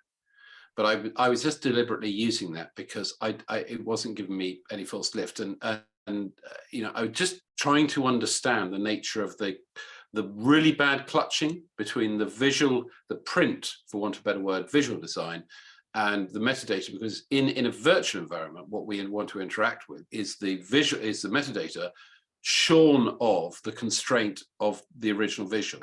We want to enhance it, we want to fold it, we want to tear it apart, we want to do all kinds of funky stuff, or just go look up the subject that's being referenced there. So that's why I think it's sort of slightly different. Whether it's So the issue isn't deciding how I capture a red border. That to me that's been done 20 years ago. We understand that bit. The issue is how you take things. Either you go from the get-go. And so the challenge, to use an Engelbartian thing, is so Joe walks into the graphic design studio tomorrow and says, I need to build this thing. It's got to have all this information in it. It's structured in the following way.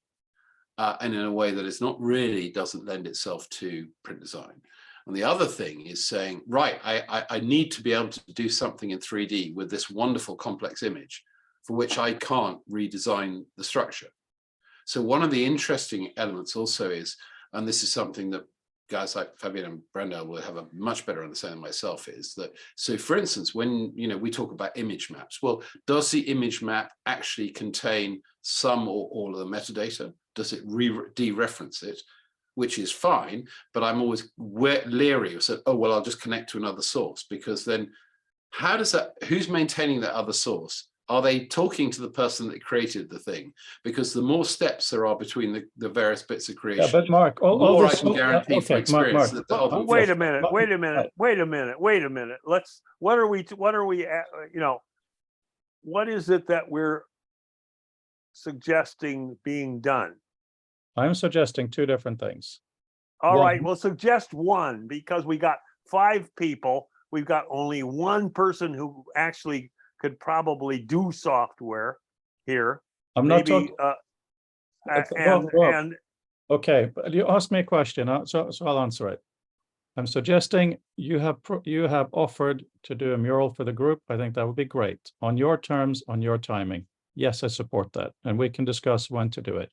Secondly, it. differently, I do believe that the analysis that Mark has done of your murals is very useful for us to look at how to support someone like you, and of course, initially you, in building a tool like Illustrator, Figma, or whatever, that allows you to do these graphics, but to put semantics behind it. That's it. But I'm not talking about actual a coding spec. I'm talking about writing lists of what it should do, what kind of information needs to be included, and all of that good stuff. I think it would be a worthwhile exercise for us to do, and it may either allow us or someone else to build it. Because when Mark now just used the example of Joe going into design studio, I think if this is done well, there's no reason why anybody shouldn't be able to do this within the work they're doing. They won't always do it as well as you, of course not. Same as not everyone can make a masterpiece in Photoshop, but it is a generable type of tool. As I have these elements, they mean such and such, they relate such and such, I put them here, because they're known, they can also go there. Yes, I understand now that you don't want to make a software. That's good. It took us 10 minutes to figure that out. If we can, we will. I'm not saying it has to happen, but it would be wonderful. We can't. It's clear, Frodo, believe me when I say we can't make software. It's hard. Brandel, Bob, I do have Author and Reader and Liquid. I make software, it's what I do. The question is, can we afford it? Right? And one of the interesting things about software design, where you have to actually make it real. For me, what is interesting, some of the really obvious stuff takes so much money to make, but some of the most advanced features are instant. So I think that by going through this kind of a process, we may find out that there are libraries available or WebKits available. We can make it or not. We just don't know yet, honestly. But I think that's quite irrelevant to the power and usefulness of having a discussion as though we are trying.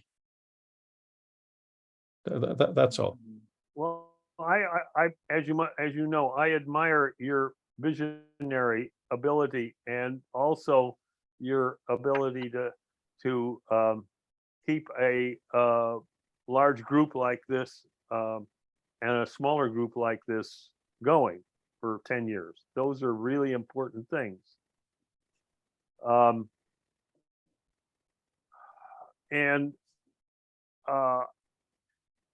There are a whole set of stages that I've been working on different, and different of us have been working on different elements of them. Mark, we've learned what Mark's been doing uh, for, for at least 2 of the past few weeks, and important. I've done a whole lot of work on the semantics of this. It has taken, in one case, almost 10 years to do the semantics, as far as we've gotten on a whole bunch of the visual language. Visual language being defined as, in my book, as the tight integration of words and visual elements, images and shapes. And there is a semantics there. There's a morphology, a syntax, a preliminary review of it, right there. Yes, but to go on from that to apply it to a particular topic is a huge amount of work. The amount of resources that is required. Well, maybe we can do some of it if we want. It's fine for me to, as this 5-member group as we're in right now, to say, yes, we want to create the design for a big software. That's great, fine. We all agree. I assume we're all agreeing on that. Yeah, that's fine. But when and how? Or do we just say, okay, we're agreed that generally way off in the future there somewhere, or maybe closer in the future, we'll design some software. But that's not the point. The point is to do this, to understand the underlying structures of all of this, the semantics, the pragmatics, the syntax, etc., and the morphologies. They're all important, and we haven't discussed any of it here. And then it's even takes time to do that, to apply it to a particular subject matter like mobility or materials or buildings or global economy. So we agree, right? I agree. We'll make some software. Now let's get down to what we're going to do next week. In terms of the process behind it and the work that you've done, would you like us to only read up on it, or would you like to do a presentation on that? I'd happy to have you read up on it. Okay, I won't be able to do that until I'm back in London, of course, but yeah, we can do that. But in terms of here's a box on a screen, these are the semantics attached to it, the mechanics of it. Yeah, I don't know. Okay, maybe you don't want to, we don't want to get into that, the detail of it now. The question is, how long does one estimate it would take, and what kind of conversations would we have, and so forth, and what kind of constraints we would put on the conversations.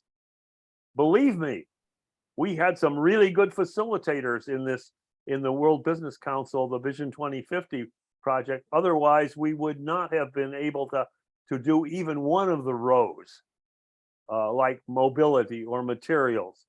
These people were serious business people who could sit down in a meeting and say, okay, we're only going to talk about the materials part of this in a closed loop society. Okay, but Bob, then they talked about it. That's a really important question. Are you talking about getting a facilitated discussion like that, or are you talking about the act of creating this? Because I feel very strongly that it would be very valuable to assume that the knowledge is there to an extent, relatively benign knowledge that isn't too much fractions and discussions about, and how to encode that in a way that doesn't make the issues that Mark has shown appear, that it can be in there. Because otherwise, I mean, one side of that is really the tool.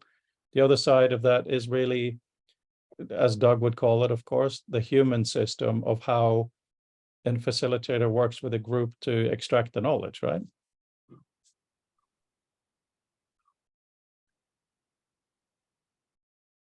Could I make one suggestion? That is, if we whatever we do is in a sense work small. I've deliberately today, for instance, showing something very large, but that just gives us too much. I think one of the things that is useful to look at, if we did go down the line of, for instance, looking at the mechanics, as so to speak, of producing a mural, is to give ourselves a small document that effectively takes all the sort of gnarly edge cases, and I'm happy to work that out with sort of Bob,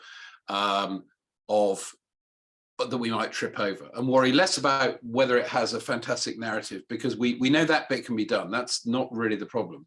The challenge, I think, for moving effectively and I don't even sound kind of print documents into the VR space is, you know, what extra things we have to do that we didn't have to do before.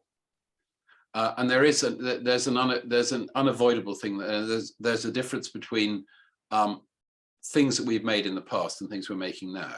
Now, in some cases, there'll be an overlap because we may have sufficiently upstream digital files that we can go and fiddle with them. But I would avoid that for the moment. And I think the place to start is to say, if I was making one of these sort of things tomorrow, let's find the way in which our current design process works or does or doesn't mesh with the sorts of information that our VR tools, and I'm waiting for Brandel probably to leap in here and correct me, that, you know, do or don't want, which simplistically is when I click or I press this thing or I pull it, you know, what do I get?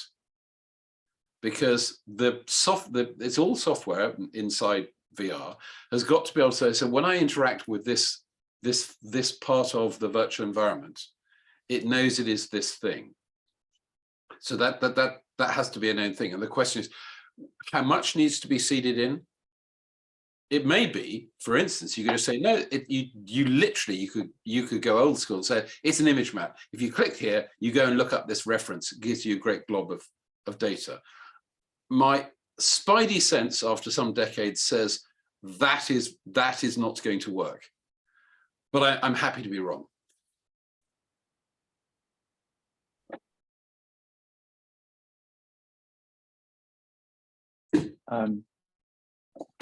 I'd like to, hopefully this doesn't come as the appearance of another distraction, Bob, but I have the PDF of the Nyrex mural here, and I can show you what I think, let's see, desktop 2, there we go. So this is the Nyrex mural, as we've seen before. The thing that I've sort of been talking about in the context of this logical stuff is, I don't know if you're familiar, Bob, or other folks with Illustrator, with this dialogue panel here, the layers dialogue, but you actually have the ability to set up groups and name them. All of the groups here are just simply called group for the most part, and then there are individual leaf node objects.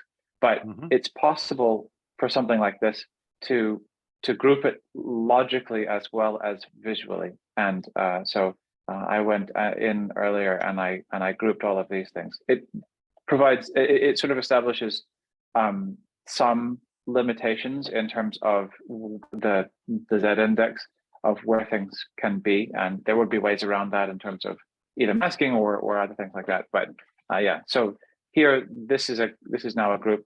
You can use things like hide all but selected, control, alt command shift 3, and then command shift 3 to get everything back.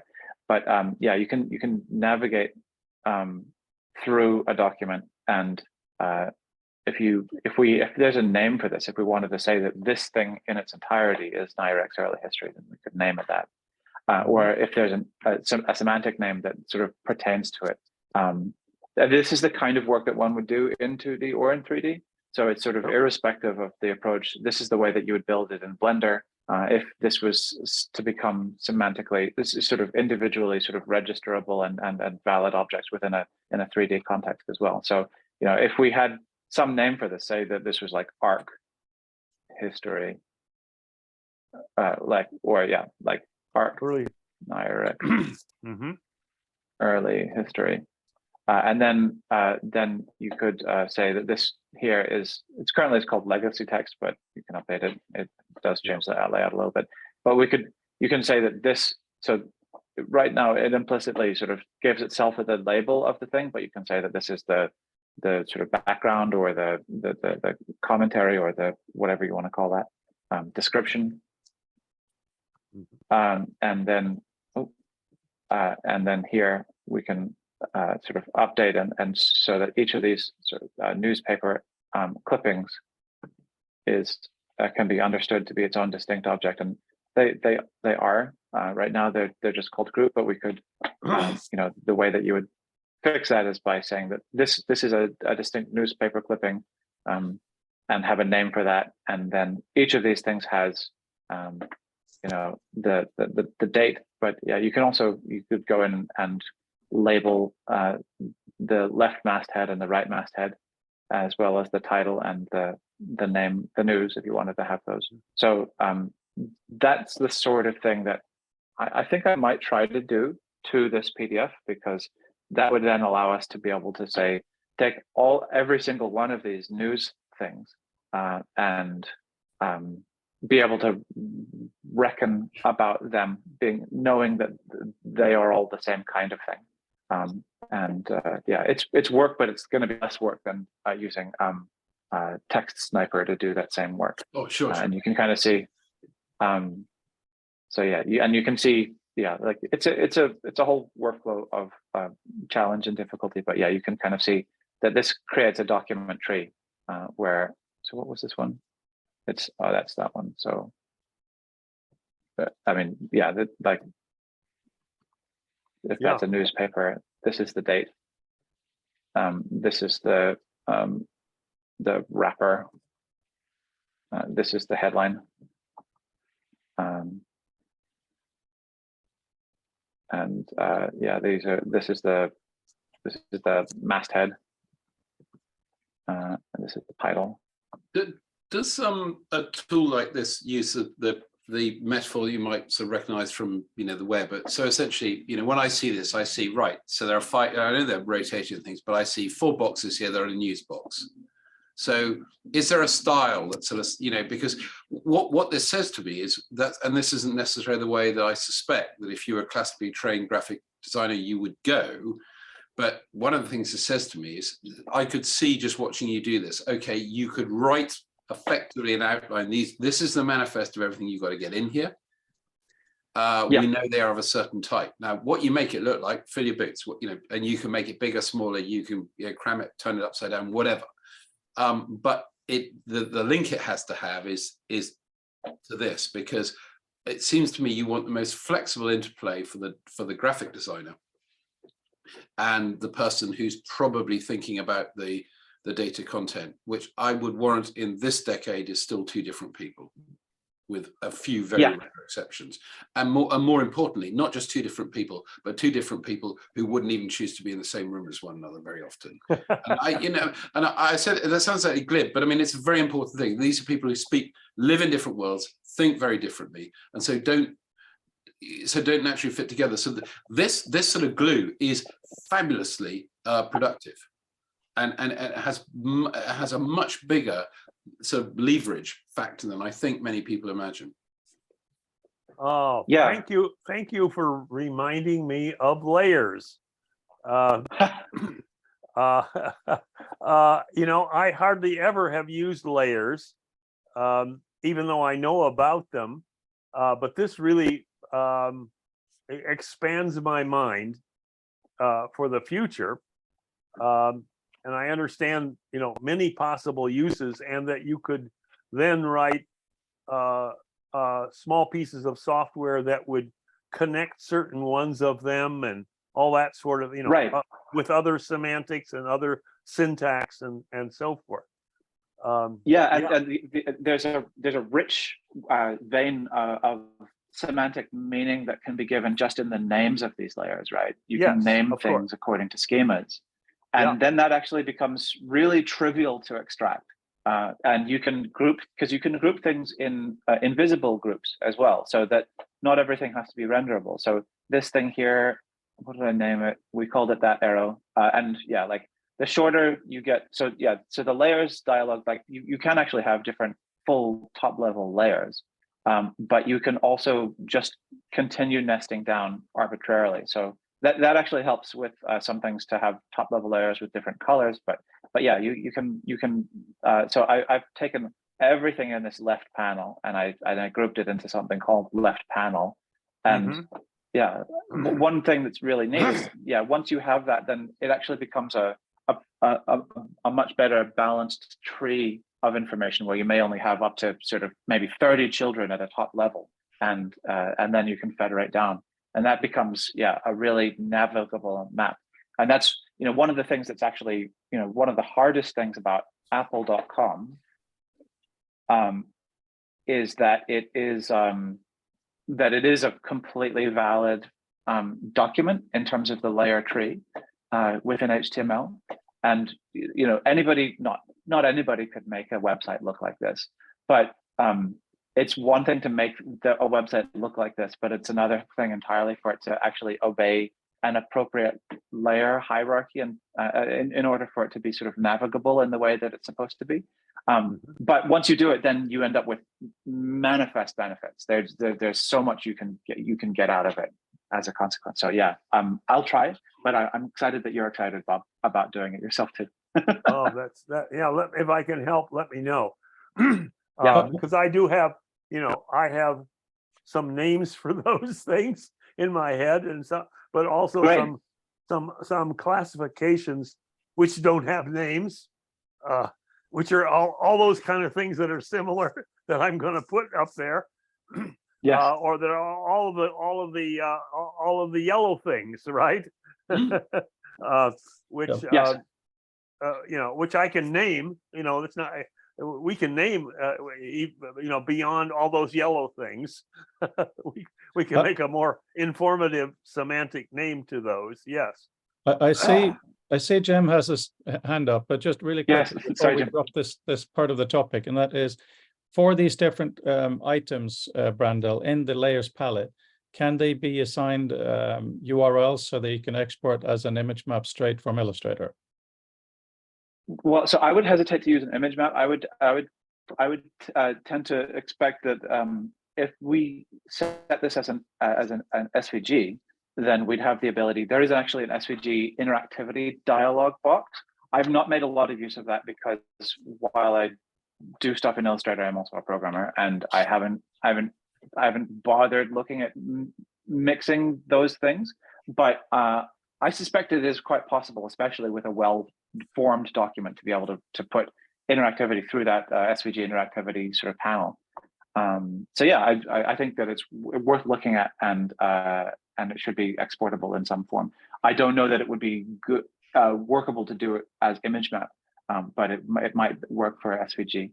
Can the SVG values be stored outside the image, or does it have to be hidden metadata within?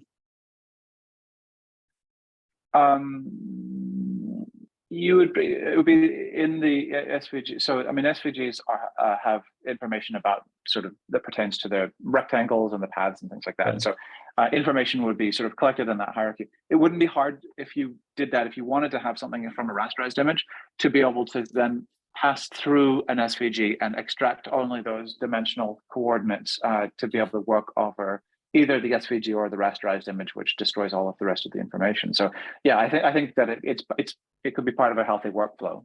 Yeah, I'd agree. Everything I've seen is, although there are image, you know, raster image maps, that's in a sense legacy stuff for where we're going.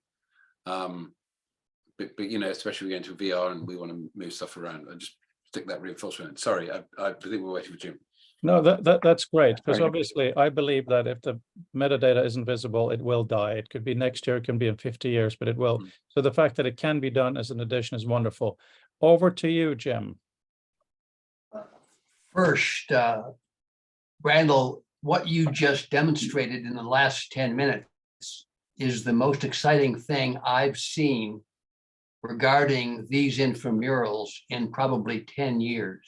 because it's taking a step forward to making them dynamic documents rather than static documents. And I'm sure that's a direction that Bob would love to go to.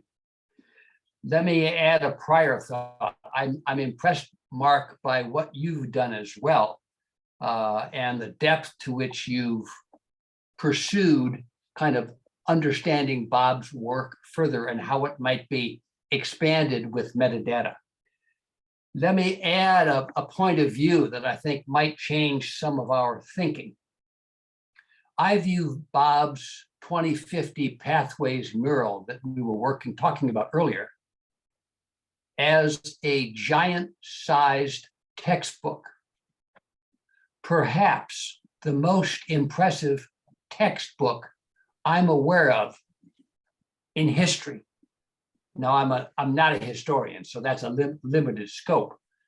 But my point is that what Bob has created is a summary of a year and a half of discussions from 30 or so very qualified individuals. And he's played the role of graphic designer in addition to the role of serious listener, in addition to the role of understanding those elements of knowledge. And he's put it all together.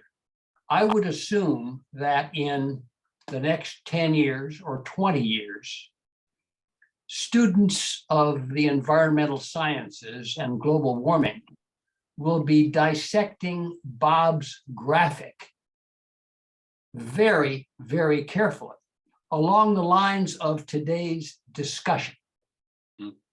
I wanted to make one point, though. I think Bob's graphics, regardless of which one, but in general, have a kind of metadata that is totally different from the metadata we've been talking about for the last 6 months. It's a kind of holistic metadata. You know, his yellow boxes, his black arrows, his structure of the document across 4 decades and 10, that, you know, that itself is pretty unique. So he not only has been graphically designing, he's been a structural engineer as well in terms of putting it together and creating a framework which will help students in the next 10 and 20 years understand the problem more comprehensively. So going back to Froda's 2 suggestions, one, that we create a mural for the group.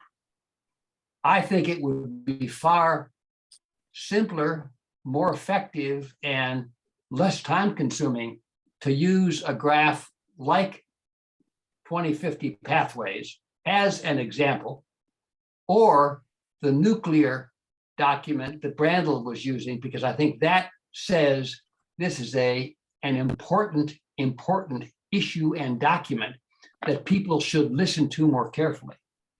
I think, secondly, you were talking about doing an analysis and possibly creating software specs.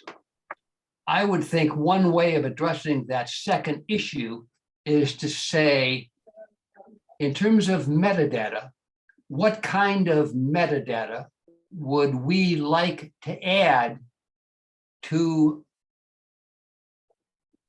the holistic document that Bob has already created? I would guess there's a lot of metadata already in his comments that simply hasn't been connected. For example, you mentioned the red boxes, Mark. I think there are some comments in the left column of that 14-foot wide document which talk about what the red boxes are, what the yellow boxes are, what the black arrows are. And one way of enhancing the metadata is to basically connect that comment to each of the instances of black arrow or red lined boxes. So it seems to me that would be a far simpler task than the impossible task of creating software from scratch. Although I like the idea of trying to think of this as both a dynamic document as a future software, so that those same students could not only study Bob's diagram and the many examples, but could begin to create or recreate some parallel examples in their own sphere of expertise. Because I think the real value of Bob's work in terms of longevity is how people use it in the future. And I have to confess that unfortunately, it hasn't been used as it should have for the last 10 or 11 years. I was enormously disappointed when Bob told me that the Global Business Council had not asked him to continue for the decade update in 2020. I've been trying to get copies and failed so far of the report that they put out in standard form for 2020 to see how the standard written report compares to what Bob did 10 or 11 years ago.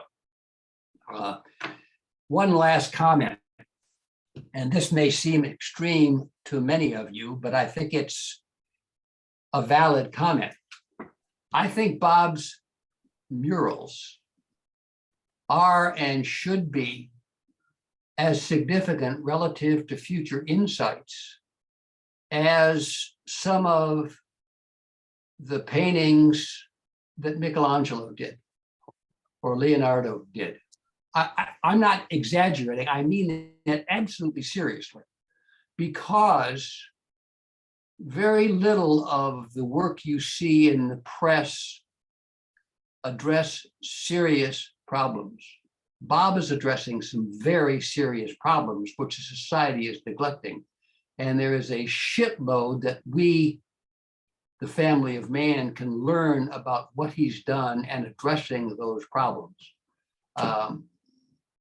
Enough said. I just think that this has been a very useful discussion, and hopefully we'll be continuing the discussion, because it's the most comprehensive discussion I've heard about Bob's intramurals since I first became aware of them 10 years ago. So thank you to everybody for today's conversation. And if I can just pop in one very, very quick thing, because I should have mentioned earlier, I'm reminded that the whole reason I started tinkering with the big mural was actually because I think it was Jim or someone said, oh, well, that's small beer compared to this. And the idea is, couldn't we update the information in it? So this is the point I'm dropping in, is of course, if we had this information, then we could go back to the source materials, or even worst case, we might have, 2010's document, but we could update the, as it were, the SVG layer of it. So at least when you clicked on the thing that says, 40% of whatnot, actually it transpires, you're told that actually it's not that anymore, it's worse, better, whatever. So even in cases where we can't necessarily, as it were, fix the past in rather Orwellian sense, that we can at least update to where we go. And apart from the fact that even just the sheer wasted cost of somebody sitting down to rebuild something we've already built just over, essentially to change a few numbers, which is otherwise what needs to happen. We're talking about quite a few things there, and I think we need to, even though we're way over time for once, decide on where as a group we want to spend the most time and focus. Doesn't have to be exclusive this or that, but clearly Bob's work in terms of his thinking, what goes into it, facilitation, visual design, semantic design and production is fantastic, needs to be celebrated and continue. There's also the other side of how can this information be somehow in a digital form be made to be interactive?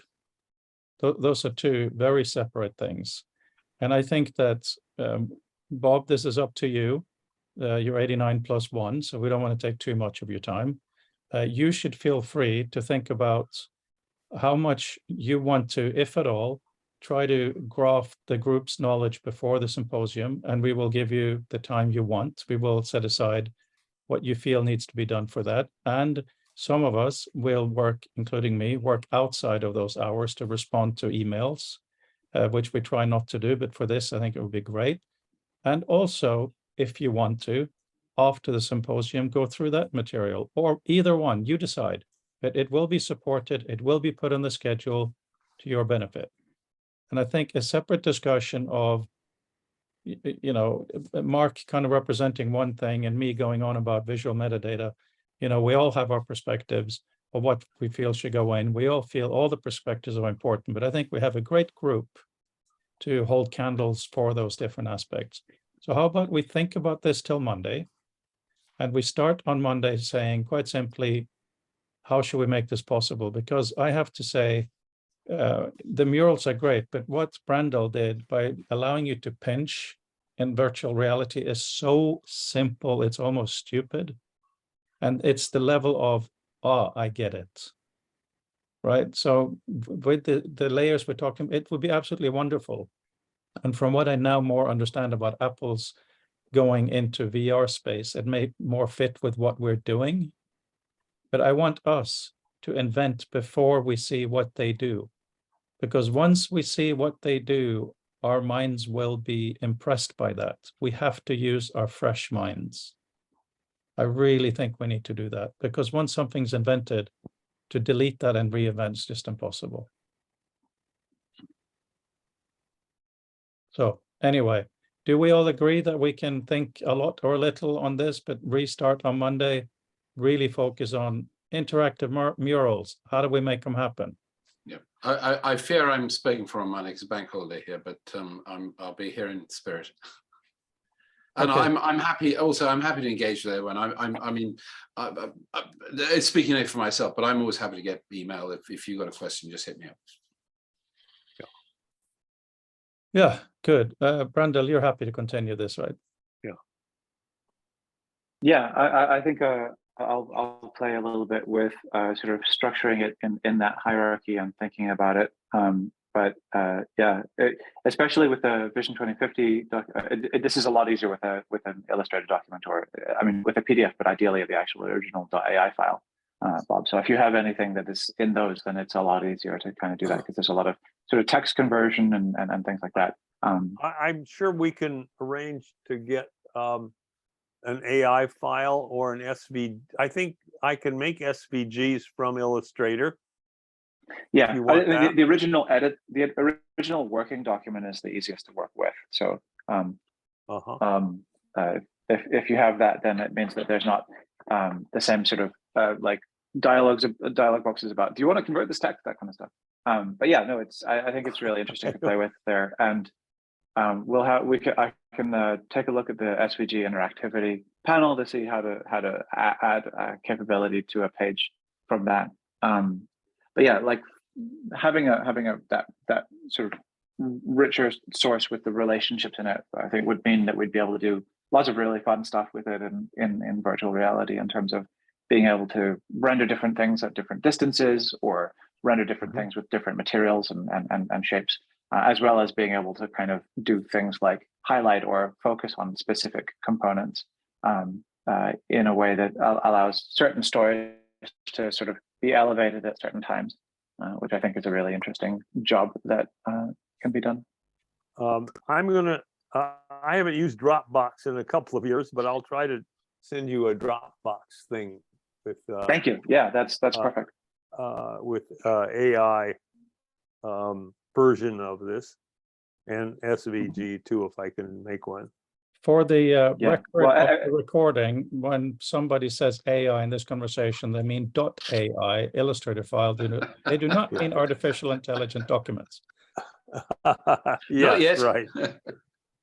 That's true. But before you all go, I just wanted to say that right now, Author 8.2 is in review. It'll be approved very, very soon. Apple's very quick these days. The basic one is. So if you haven't already got Author, please get it. If you can buy it, that's great. I'll pay you back. But a basic look at it and a review for a small developer is obviously gold dust. So I have to mention it to all my friends, including you. And is 8.2, is this the new highlighting?